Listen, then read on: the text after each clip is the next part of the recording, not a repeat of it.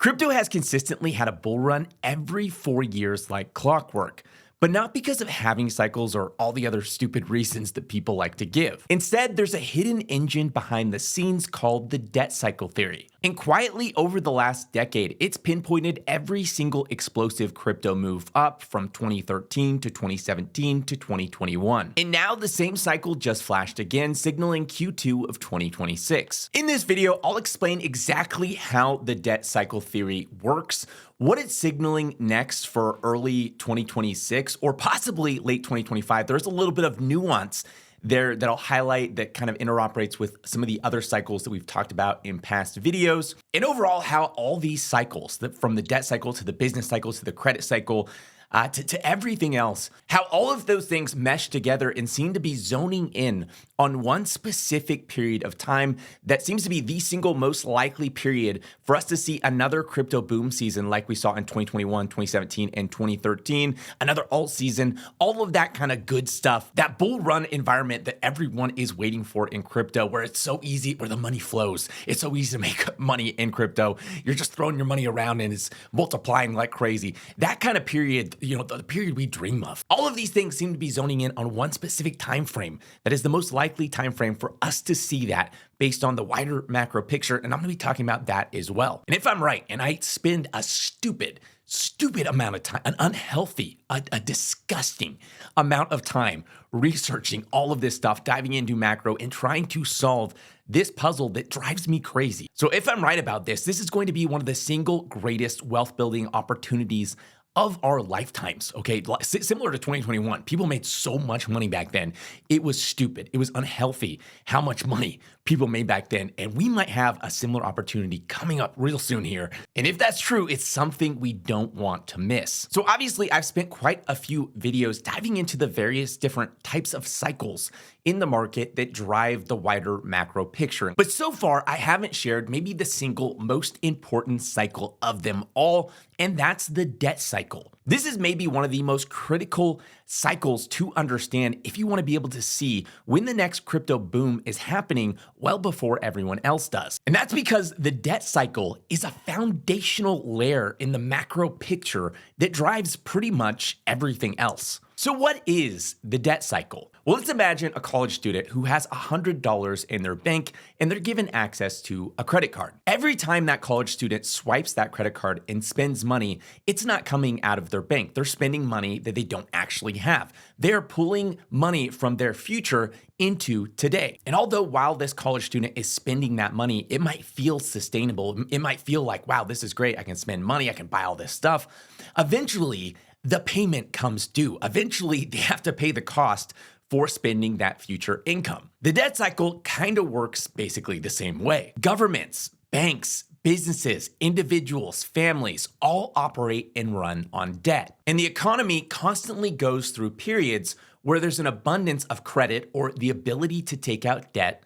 And then there's a contraction of credit and debt, and the time for repayment comes due. And the debt cycle flywheel goes like this. At the start, you have a credit expansion. So it's really easy to get credit. It's really easy to take out debt. Go get a loan for a house. Go get a loan for your business. Go get a loan for your entire country. And because credit's so cheap and abundant, a lot of people take out loans. A lot of people take on debt. They buy a bigger house, they buy a second car. Businesses borrow and expand. Maybe they build more buildings, hire a bunch of new employees. Governments take on debt for more expansion, bigger military, more branches more programs, and all kinds of money to give to their constituents to get voted, back into office. When you have abundant, cheap credit, everyone and their mom takes on debt to go buy all the crazy stuff that they want. We saw this in 2020 when rates were at zero. Everyone and their mom was, racing to buy some sort of house. There was SBA loans, there was PPP loans. Everyone was expanding. Money was sloshing around the economy and life was feeling pretty great. The second step is euphoria and leverage. Because people are taking out all this debt,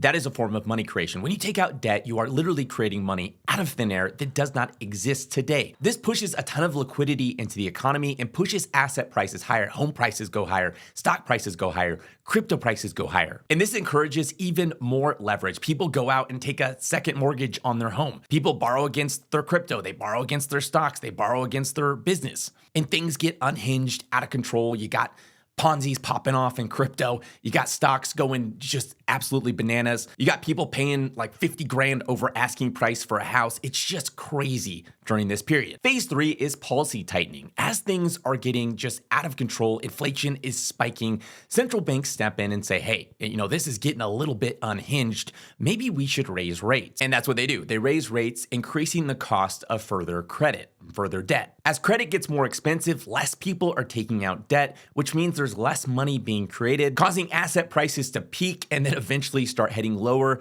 which causes liquidations from people taking out leverage against their houses or against their crypto, against their stocks, which causes this cascading deleveraging event where everything falls in price. All of this eventually leads to things breaking. We saw this in 2023 when a bunch of banks started collapsing after the Fed started hiking rates faster than ever before in history. We also saw this in 2009 and 2010 after the 2008 financial crisis. You had defaults, you had restructurings, you had bankruptcies. The government usually steps in and implements all kinds of new policies and measures and things to stop this thing from happening in the future, doing debt forgiveness, injecting liquidity, and all sorts of other policy moves to stop everything from breaking and start to turn the ship around. And finally, phase 6, you start everything over again. Once the debt restructuring process is over, you're usually left with a bunch of policies that are pro-liquidity, pro-cheap credit, and pro-easy borrowing and lending, which creates the same environment that caused the problem in the first place and starts the entire process over again. And Ray Dalio frames the debt cycle in two different ways. There's the short-term debt cycle and a long-term debt cycle. The short-term debt cycle is around 7 to 10 years. This is something that just happens kind of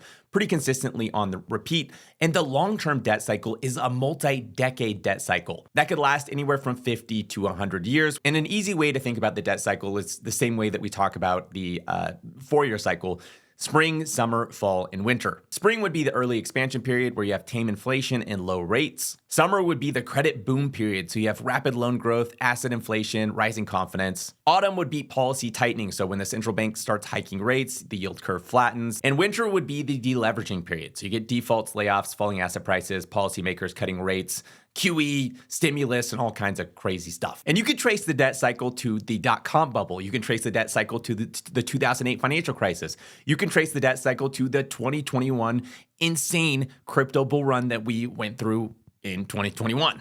And the majority of the most insane bull runs in history have been driven by this debt cycle. And if you go back and look at 2013, 2017, and 2021, which were all insane crypto bull run years, these were all also during periods of the debt cycle summer. In 2013, we had QE summer. This was right after the 2008 financial crisis. So we had QE pumping into the system. Credit was cheap, rates were low, and we saw Bitcoin go from $13 to $1,100. 2017 was during the late summer period of the debt cycle, or the early fall period. The year previously, in 2016, there was an unprecedented amount of global QE, or global liquidity, pumped into the system. And although during this year, the Fed started to slowly raise rates were insanely low, they were close to zero, and they were no longer doing QE, globally, there was some QE happening. And because the Fed was moving really slow and rates were still extremely low, the environment was still favorable for a market move up. And we saw Bitcoin go from $1,000 to $19,700. 2021 was during the debt cycle super summer. This was right after COVID. And if you've watched my recent video where I talked about the 11 rings of power, you had central bankers, policymakers, regulators rush to those 11 rings and turn them up to full power. Meaning we had abundant amounts of QE, rates were sitting at zero.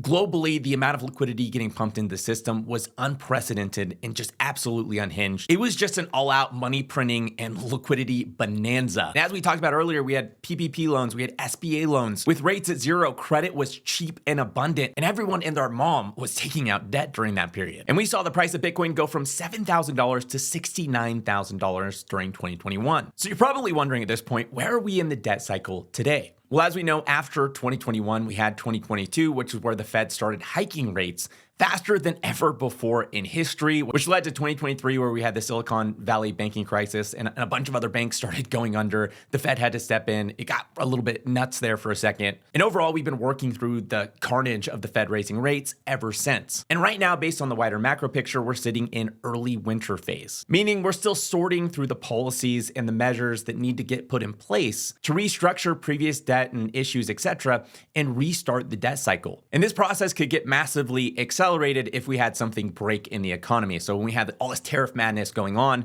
a lot of people were worried about something breaking in the economy. I was kind of excited about something breaking in the economy because, as we know, that activates the One Ring, the ring of power, the One Ring to rule them all, which vastly accelerates this process and causes a ton of liquidity levers to get turned on to fix whatever problem is presented. Now, historically, after you have a rate hiking cycle and the Fed makes its first cut, there's typically a lag period of 12 to 18 months before we see spring arrive. During the 1991 to 1993 cycle, it took 16 months. During the 2001 to 2004 cycle, it took 18 months. And during the 2009 to 2010 cycle, it took 14 months. And based on that, I created what I call the Phoenix counter. And that counter points to September 18th, 2025 being the first date of spring in the debt cycle, and potentially the 18th of March, 2026 being the last day of spring and the first day of summer. However, if you just look purely at the data, purely look at the macro setup we're sitting in currently today, that seems to suggest it's most likely that we see spring in Q2 of 2026, which in crypto specifically would catch most people off guard because most people are using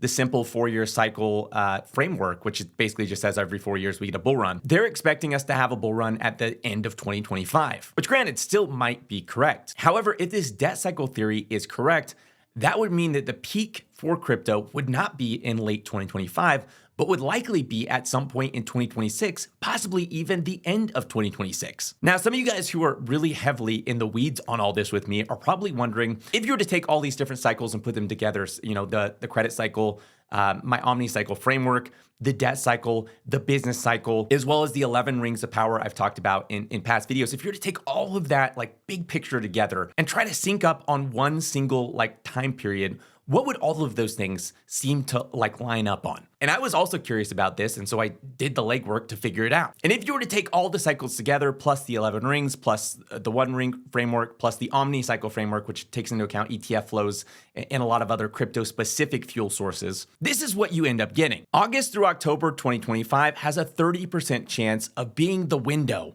where all these things come together. However, the single point in time that's the most likely is November 25th through January 26th, which sits at 42% likely. And then despite the debt cycle signaling that spring is most likely in 2026, the odds drop off significantly where February through April 2026 has a 16% chance, May through July 26 has a 9% chance, and August through October 2026 has only a 3% chance. And if I had to choose to trust just the debt cycle or the whole comprehensive picture, I lean towards the whole comprehensive picture because it captures a lot more nuance in detail that you're not going to see in just one single cycle, even if it is one of the single most important cycles that there is. And obviously, this is something we want to keep an eye on over time. The more things that flip green, the more and more apparent it'll be that we're getting close to this time period. By the way, if you're somebody who wants to stay up to date on all these things, I share regular updates in the Obsidian Council on all these various macro frameworks to try to zone in the exact timing of the next crypto boom cycle. The Obsidian Council is currently closed, but opening back up on Monday, May 5th. I'm only letting 50 people in, and this will be the last chance to get in at current prices. If you're interested, make sure to sign up for the waitlist in the description of this video. As always, none of this was investment advice. I am not a financial advisor, and you should always do your own research. Make sure to hit that like button if this video is helpful, and if you want to see more videos like this, make sure to hit that subscribe button and the little bell next to it